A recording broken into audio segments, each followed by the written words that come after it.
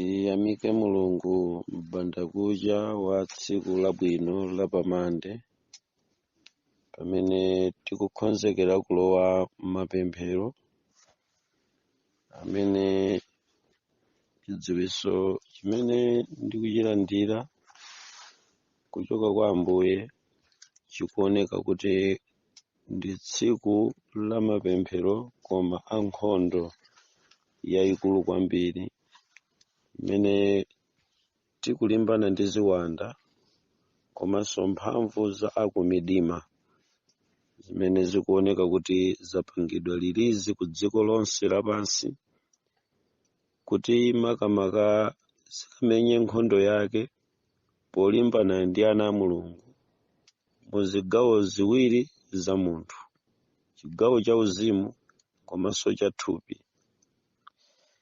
Nkhondo iyi ikufika pachimake penipeni pochititsa mantha kufikira kuti ngati anthu ambiri kulimba kwathu sitingalimbe ndi Ambuye tigonja pa nkhondo imeneyi ku uzimu tigonjanso ku thupi. Zoona kuti pokhala ndi moyo m'dziko limeneli tili ndi mdani, ndipo mdani ameneyu buku la Efeso chapter number 6 amatifotokozera za mdani ameneyu, ndipo mavesi a 10 amamulongotsola mwachonchi, amanena kuti chotsalira tazilimbikani mwa Ambuye nkulimba kwa mphamvu yake. Tsono ndiye kuti nkhondo imene tikulimbana nayo yochititsa mantha iyi yakutuluka kwa ziwanda zimene zabweretsa mavuto amene tikuti tipempherere ndi kusalira kudya, imenenso ikugwetsa ndi kufola thupi la munthu wa uzimu limene limaumbika tikamulandira Yesu, limakula kukapanga chidzalo chonse cha Mulungu, nalonso likumenyedwa nkhondo ndi kumanyenyeka ndi nkhondo zimene zikupita ku zigawo ziwiri za munthu. Bible likungotidziwitsa kuti tilimbe nkulimba kwa mphamvu yake. Ndiye kuti vesi limeneli likutipasa zinthu zingapo. Number 1, chitetezo chathu ndiye kuti chikuyenera kudalira Mulungu malingana ndi vesi number 10. Sitingathe kuchita patokha mpaka pamene tikumuyitana mwini wake wa nkhondo imene akhoza kutimenyera potigonjetsera zogonjetsa thupi komanso mzimu. Mapemphero ndi amphamvu amene tikufuna kuchita lero, koma ndimati ndipereke chithunzithunzi chakuti tikupita ku nkhondo. Ndi amene akufuna kujoyina nawo ame ya lero akufunika ayambe kugwiritsa ntchito zipangizo zokamenyera nkhondozo koma mwadongosolo kuti tikagonjetse. Ngati tipita kumeneku tisanakonzeke, tifula chabe, tisala chabe. Ndiye kuti tikagonjetse, vesi number 10 ikuti tizilimbika nkulimba kwa mphamvu yake. Mwa njira ina tidalire mphamvu yake ya Mulungu, tisadalire mphamvu zathu, tisadalire ukaswiri wathu kuti tikagonjetse, koma tidalire mphamvu ya Mulungu. Pamene tikunena kuti kudalira mphamvu ya Mulungu, tikutanthauza kuti machitidwe a zinthu za umoyo wathu ndi amene akanika aja. Ndiye kuti sitikuyenera kutenga chilichonse cha nthaka ino, koma titenge mapemphero ndi mawu a Mulungu okhawo ndi amene atithandize kuti mphamvu zathu zipite molimbika mpaka Mulungu atakhala kutsogolo kwa kupemphera kwathu. Akhristu tigwiritse ntchito zida pa nkhondo imeneyi. Kapena ndinene kuti number 1, pamene tikulimba tilimba ndi mphamvu ya Mulungu, koma mkati mwa nkhondo imeneyi tidziwe kuti pamene tikunena kuti tikudalira Mulungu ndiye kuti tikudaliranso chitetezo cha Mulungu malingana ndi mmene vesi number 10 ikufotokozera. Koma mmene tikupita kutsogolo akhristu pa nkhondo imeneyi tikufunika kugwiritsa ntchito zida za Mulungu. Ndi akhristu tigwiritse ntchito zidazi ngati za Mulungu monga zathu kuti zili ndi ife zidazi, ndiye tizigwiritse ntchito pa nkhondo imeneyi. Kotero tikakhala ndi mphamvu ya Mulungu zili ngati kuti ifeyo pamalopo pamene tikukhalapo pali mphamvu ya Mulungu, ndipo pamenepo tikhoza kukafikira pamalo pamene pamaoneka mphamvu za Satana, chifukwa tatenga mphamvu za Mulungu ndipo tikupita chifupi ndi makampu adani amene tikumane nawo mkati mwa zosowa ndi mapemphero amene tikufuna kuti tikapempherewa. Kotero tikayang'ana ndi chidwi pa zimene tikufuna kukambitsanazi, tiona kuti lero ndi tsiku lapadera limene tikufunika kuti tivalekaye zida zonse, ndipo zida za Mulunguzi ndi zambirimbiri. Koma nkhondo iliyonse imene tikumenya imakhala ndi zida zake. Ngati muli ku nkhondo, amene inuyo lerolo ndi asilikali amene tikulowa mkusalako, tiyenera kudziwa kuti nkhondo iliyonse imakhala ndi zida zake. Ndiye tikupeza kuti Mulungu ndiye mwini wake wa nkhondo imeneyi, ndipo Mulungu ndiye mwininso wa zida. Ulamuliro ndi mphamvu zake anazisiyira kwa opatulika ndi okhala pafupi ndi Mulunguyo. Mwa njira ina, zida ndi za Mulungu, nkhondo ndi ya Mulungu, mphamvu ndi ya Mulungu. Koma zida zimenezi, mphamvu zimenezi, zonse zimenezi Mulungu anachita mwayi, ife tidachita mwayi kuti iye anakwanisa kutisiyira. Na kuti tikakhale ochirimika, malingana ndi verse number 11, ndiye kuti pali zinthu zimene ifeyo tikufunika kuti tichite mukuchirimikako. Ndiye apa nimafuna kuti tiyale structure ya army ya battalion imene tikufuna kuti tigwire ntchito lero, kuti tikagonjese asilikali amene atuluka kumaenje kuzunza abale athu, kutizunzanso ife tonse pamodzi ngati anthu okhulupirira Mulungu. Kodi tipange bwanji? Number 1, kuti tikagonjese nkhondo imeneyi, pakufunika kuti munthu ayime pamalo ake, koma pamalo aulamuliro. Mwina Chingerezi chikunena kuti stand in the position of authority. Tinene kuti we have to stand in the position of authority. Tiime pamalo aulamuliro. Now, kodi malo amene mukufuna kuti inuyo muime mukamapemphera mwakhala pamalo aulamuliro? Number 1, tonse timadziwa kuti tili ndi zikhulupiriro zosiyanasiyana. Anthu ambiri amene tadandaula kuti tili ndi mavuto, chikhulupiriro chathu si chimodzi. Kotero titha kuyankhidwa, ena osayankhidwa. Zisiyana mwina chifukwa cha kufoka kwa malo amene tiime pamene tikusakasaka thandizo la mphamvu ya Mulungu. Koma nkhondo iyi kuti tikapambane, choyamba ndi position imene titi tiime, malo amene tiimepo. Tikhale kuti tili m'malo aulamuliro, ndipo tikhale kuti inu ndi ine timalamulira nawo pamodzi ndi Yesu. Kapena nnene chichewa chimenecho. Number 1, kuti nkhondo imeneyi tiigonjetse. Tikufunika kuti tisadafike 6 o'clock ya lero tizikonzekeretse ngati sitinalamulira nawo pamodzi ndi Yesu, tiyambe kulamula nawo limodzi. Koma ngati tili kale mu ulamuliro omwewo timalamula kale ndi Yesu, ndiye tikonzeke chamuna kuti kumene tikupita kukapempherako ndi kumalo kumene kukufunika anthu amene akulamulira nawo limodzi ndi Yesu amene. Mukhale kuti mukulamulira nawo limodzi ndi Yesu.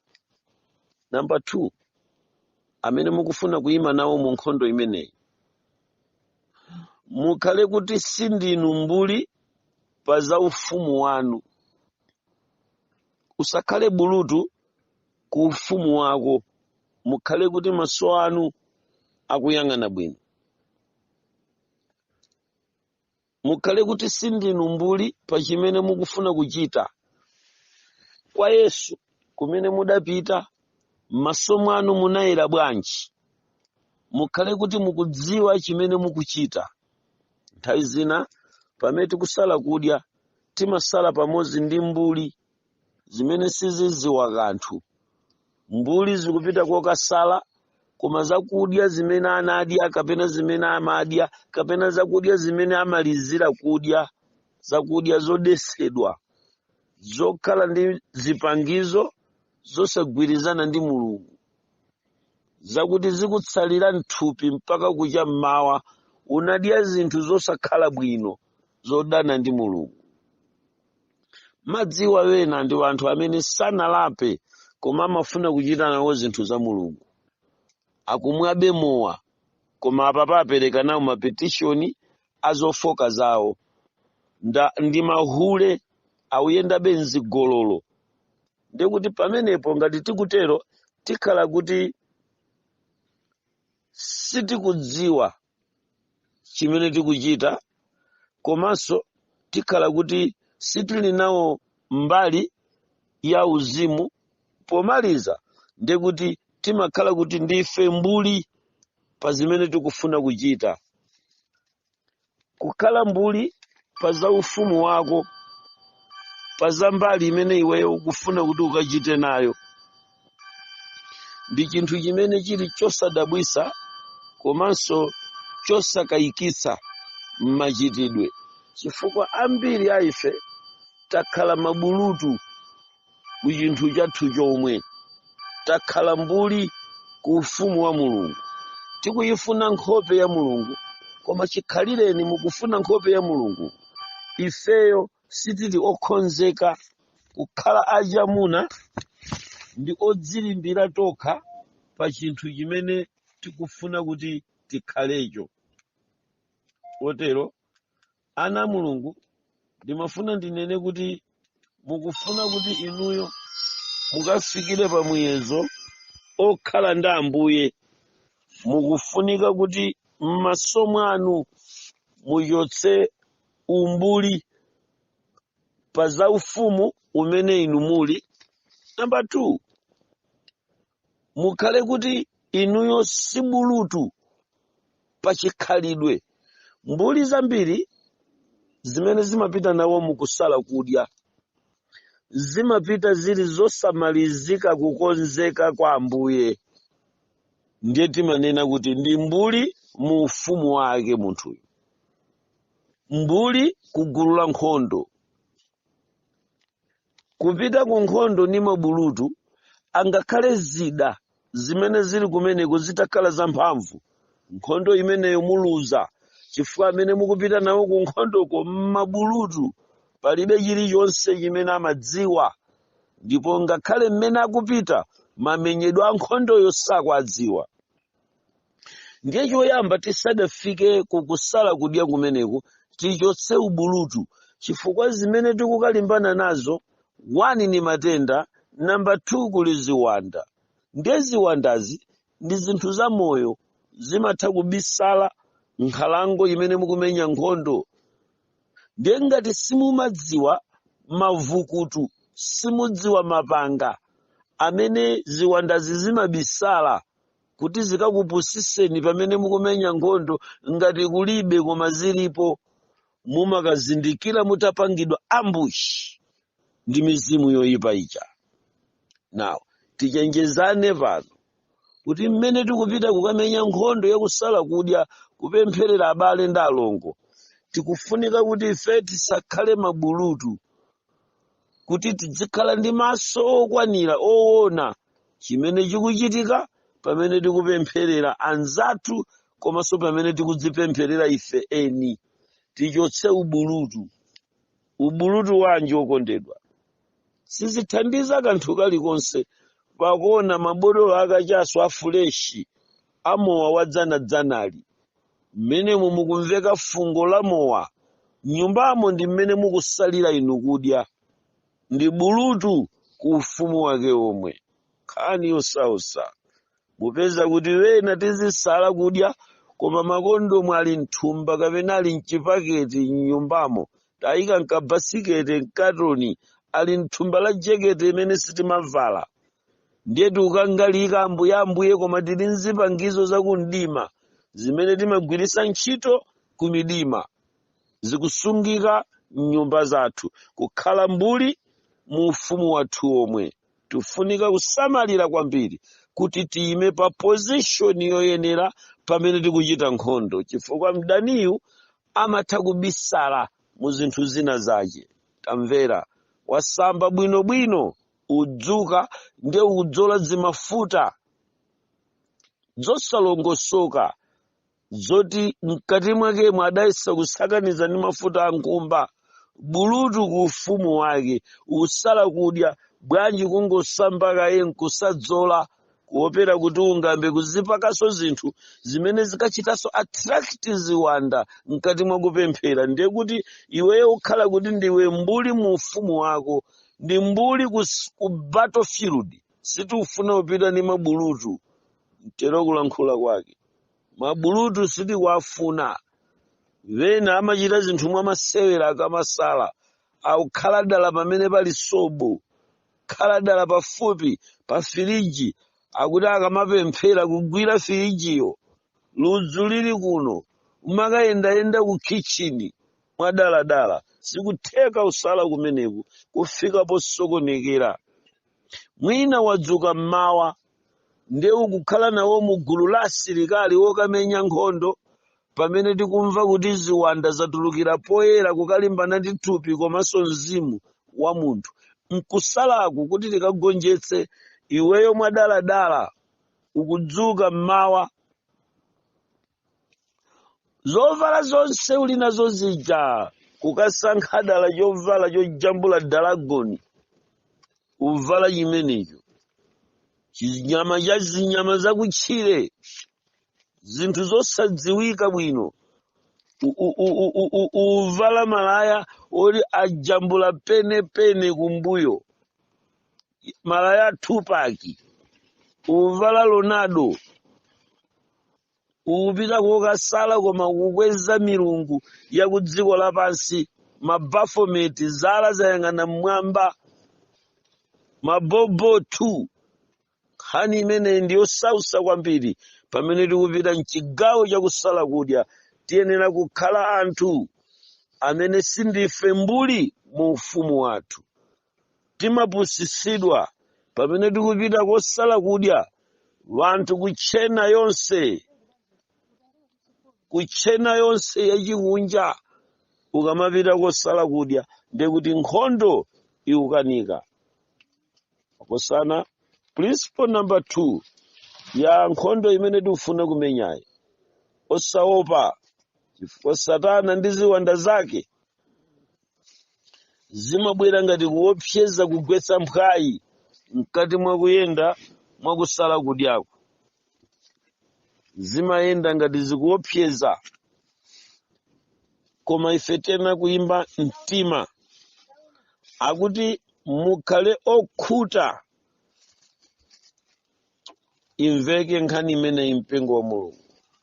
Inu ndi ine pamene tikukamenya nkhondo imeneyi, tisakhale anthu ofoka m'maganizidwe, tikhale anthu olimbika mtima. Koma koposa zonse ndimafuna inu ndine mumve chichewa chakuti pamene tikukapenya nkhondo imeneyi tikhale anthu okutha kuganiza, anthu amene tiziganiza. Kusala kudya sikuchosa kuganiza, kulingalira kudzikhalapo kokwanira. Ndiye principle number 3, tivale zida zonse za Mulungu, ndipo chida chilichonse chikhala chofunika pa nthawi yake. Muyenera kudziwa kagwirisidwe ntchito ka zidazo, osatenga mpeni m'malo mwa mfuti pakusala kudya kumeneko. Mukhale anthu okonzeka. Chomaliza, tidziwe mdani wathu. Mukamavala zidazo, mukuvalira ndani? Pamene mukupita kokasala kudya, musala chifukwa chani? Iniyo mdani wanu ndi ndani? Nkhawa yanu nchani? Ndipo mukufuna chiti chitagonja? Tipewe kuchulusa zosalira kudya mpaka 10-20, koma tikhale ndi focus pa chinthu chimodzi at a time. Pamenepo tikaone kuti chimenecho chatheka, then tizabwera pa chinthu china at a time. Samangokhala zisawawa ayi. Koma ine ndikulimbitseni mtima kuti muziziyesa zida zanu za nkhondo. Zida zimene Mulungu anatipatsa zimafuna kuzigwiritsa ntchito. Ngati inu ndi ine tikukhala mu chinthu chimenechi lero, mosakayika konse, tiona chipambano komanso chigonjetso cha zimene tikupempherera pamaso pa Mulungu. Tiyenera kudziwa kuti Satana amabweretsa nkhondo zakachetechete, ndipo nkhondo yakachetechete imeneyi ndi 1, kuganiza. Kuganiza kwa mutu wa munthu kumachokera ku zigawo zitatu. Number 1, kuganiza kwa munthu. Number 2, kuganiza kwa Satana. Number 3, kuganiza kwa Mulungu. Now, mu nkhondo yakusala kudya, mukapanda kudziwa kumene kukuchokera malingaliro mkati mwa kusala kudya kwanu, ndi pamene timayiluza nkhondoyi. Maganizo ochoka mwa munthu muzitha kudziwa kuti awawa ndi maganizo a umunthu wanga. Anthu ambiri amasala kudya ndi kuona ngati ayankhidwa, koma atadziyankha okha chifukwa cha maganizo. Ayikapo umunthu wawo. Kupemphera ndi kunena kuti ndikakafika ku nyumba, amene akayambe kundipasa moniyo ndiye mdani wanga ameneyo. Maganizo ochokera kwa munthu. Kukangofika pa khomo, akuyamba ndi amayi ako, muli bwanji, uliyeya, mfitija imapangitsa kuti thupi langa lisamachite function bwino, ndi mayi angawa. Kuyamba kuuza akazi ako kuti mavuto muwaona pamphasawa ndi amayi anga. Ukutenga maganizo ochoka kwa munthu. Pamene tikusala kudya, tipewe maganizo a munthu. Iweyo ndi munthu, umunthu wako umalankulanso ndi iweyo. Mumakhala muli awiri, nkumazipezera mayankho ochoka kwa munthu, mafunso ochoka kwa munthu. Nkusala kudya kusalira munthu, mayankho nkuatenga kwa munthu. Tipewe maganizo a umunthu pamene tikusala kudya. Nkhani yosausatu imeneyi. Nkhani yosausa. Munthu asapange exist m'maganizo mwanu. Pamene mukuona zimene zikulowa mmutu, malingaliro a umunthu, kumaona zoperewera za pakhomo pako, mapulogalamu akusala kudya ali mkati, koma ukuyendetsanso mapulogalamu ena aje mmutumu ochokera kuzofuna za munthu, tapewe. Number 2, maganizo ochoka kwa Satana, amphai, wosalimbikitsa, oyotsera, okaika omakuuza kuti mulungu sangachite kanthu pa mavuto akowa, anzanu akumasungunula mchere authandizika. Maganizo ochoka kwa Satana omanena kuti mavuto amenewa sangatheke, mukayang'ane fizoroko sirape oyang'ana za misempha sirape, mukayang'ana amenewo ndi amene atathandize. Maganizo ochoka kwa Satana omakutumiza ni kumafiro zoko chakuti anyamata oziwa uwongola misempha. Satana akukutumiza kuchipatala ukupempherera mavuto akowo, koma ukulandira information kuchoka kwa Satana ya chipatala china chake ya dokotala wina wache. Maganizo nkusala kudya wochokera kwa Satana akukuchosa pa mapempheropo, uli nkusalako nkukutumiza kuchina chake chimene chithandize. Mupempherera kuti mulungu akuthandizeni simuli pa ntchito, koma at the same time Satana amakutenga nkukuonetsa bwana kuti mutampitisira nkhuku, ugwire nkhuku ukapereke akulemba.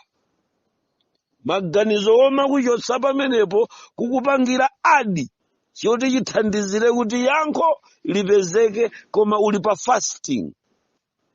Mwapewa maganizo ochokera ku zigawo ziwiri zosausa kwambiri, chifukwa munthu akamasala kudya kapena mwa munthu kumabwera maganizo kuchoka mbali zitatu: mbali ya munthu, mbali ya Satana ndi mbali ya mulungu.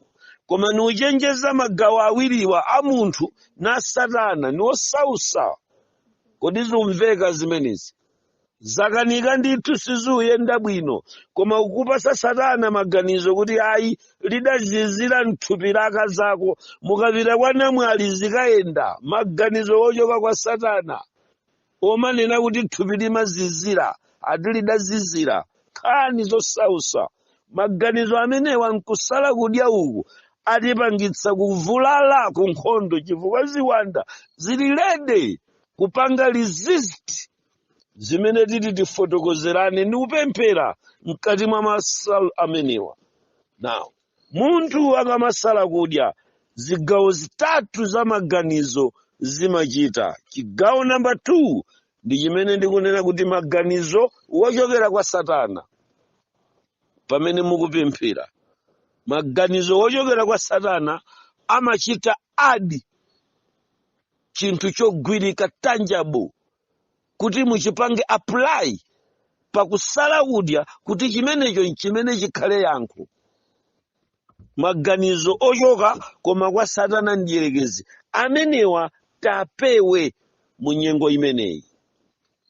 Tisavomereze kuti iye kupemphera tapemphera, koma tikakamwa zinthu zina zache zitithandiza.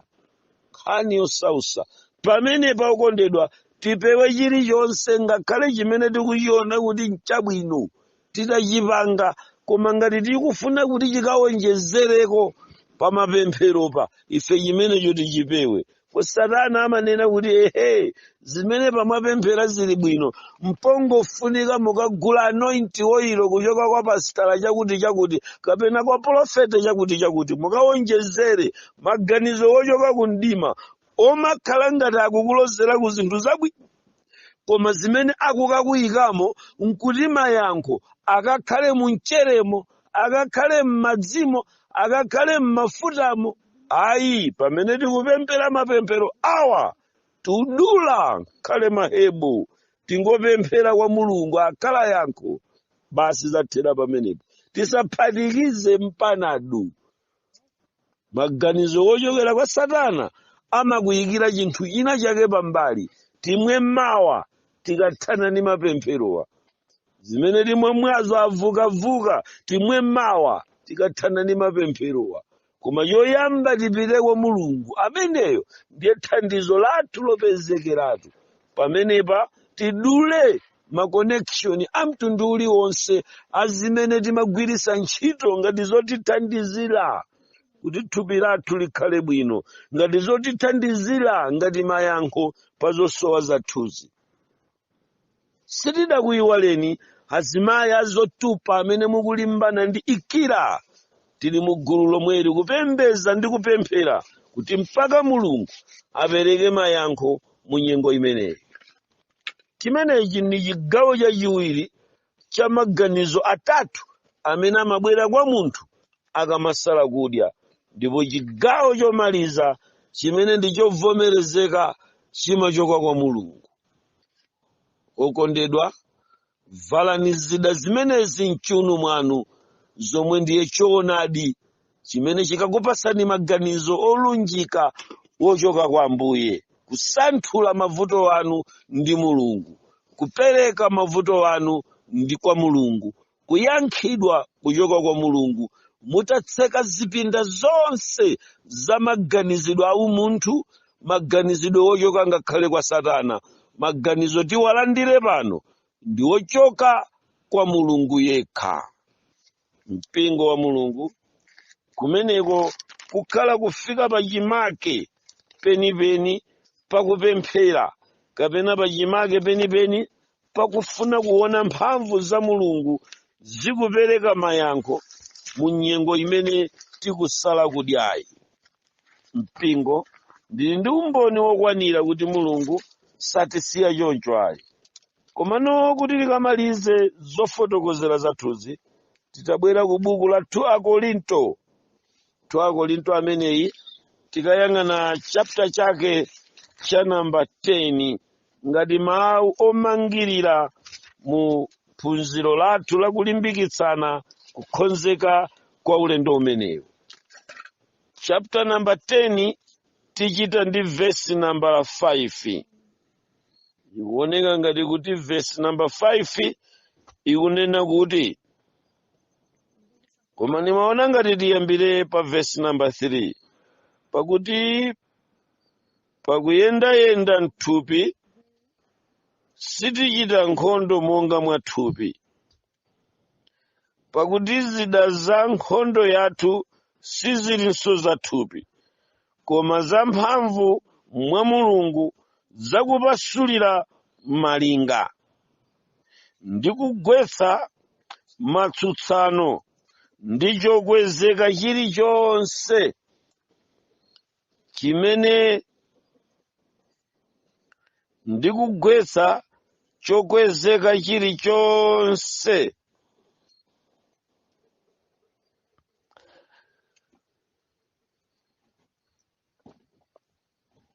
verse number 6, ndi kukhala okonzeka kubwezera chilango kusamvera konse pamene kumvera kwanu kudzakwaniritsidwa.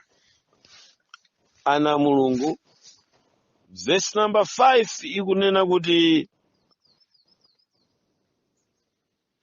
ndi kugwetsa matsutsano ndi chokwezeka chonse chimene chizikwezapo kana chidziwiso cha Mulungu. Pamenepa ndiye kuti akufuna kutionetsera kuti mkatikati mwa mapemphero tikuyenera kukweza maantena akhale pamwamba milongoti. Tikweze milongoti ya kwa Mulungu kuti tizipeza signal yochoka kwa Mulungu kuti tikagwetse chozikweza chilichonse chimene chimabwera pamene mukusala kudya. Zinthu zina zake zimakazikweza maganizo amene akusonyeza kuti sakuchoka kwa Mulungu. Amafuna kutenga ulamuliro wogwetsa mphwayi kuti sizitheka, sate sikisi, mabere sangamere, sungasiye kusamba, zonena zambiri kugwetsa mphwayi. Simungachite kanthu, zidatha zidavuta, nikupasa zambiri mbiri, mwinanso kukuunjikira makalata akuchipatala kumaona zimene adanena dokotala uje zosatheka mpaka mutatere, zidatere nkutere. Mafiliyosofa azeru a dziko lapansi akukufotokozera kufuna kukatsutsa. Ine ndikuti tikweze thandizo la kumvera ganizo la Mulungu kuti tikatsitse chozikweza mu dzina la Yesu Khristu, mfumu ya Mulungu wakumwambamwamba. Tilekeze pamenepa. Amen.